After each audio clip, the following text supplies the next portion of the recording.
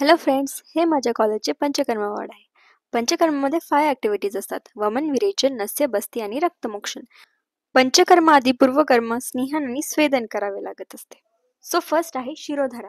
शिरोधारा हे एक स्नेहन कर्माचे टाईप आहे. नस्य पंचकर्म करण्याआधी शिरोधारा केले जाते. हे माइंड आणि बॉडीला रिलॅक्स ठेवत असते. तर इथे काही इक्विपमेंट्स आहेत, ऑइल्स आहेत, घृत आहेत, ज्याने आपण स्नेहन करू शकतो. ते नंतर हे आहे स्नेहन. स्नेहन करण्यासाठी आपल्याला ऑइल्स आणि घृत हे लागत असतात.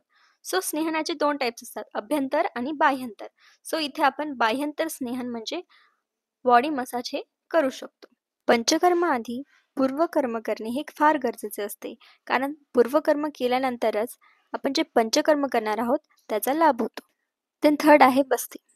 सो बस्तीमध्ये बेसिकली आपल्या लोअर पार्टचा ट्रीटमेंट केली जाते. त्याचा आपण वात दोषासाठी उपयोग होतो.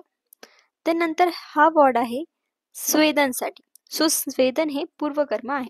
सो बेसिकली स्वेदन करताना त्याला स्टीम दिली जाते, या बॉक्समध्ये बसवलं जातं आणि त्यामुळे त्याला स्वेटिंग ही होत असते. सो स्वेटिंग आल्यानंतर त्याचे जे विष असणारे जे घटक आहेत ते बॉडीमधून एलिमिनेट होतात. जे पोर्स आहेत ते लार्ज होतात बॉडीचे.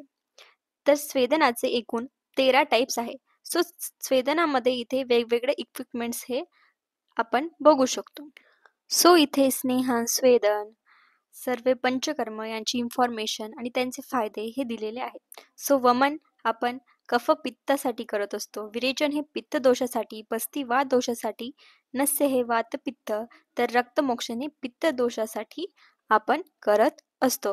पंचकर्मा हे एक खूप फायदेशीर उपाय आपल्या आयुर्वेदामध्ये दिलेला आहे. सो तुम्ही येथे येऊन फ्रीमध्ये पंचकर्मा देखील करू शकता.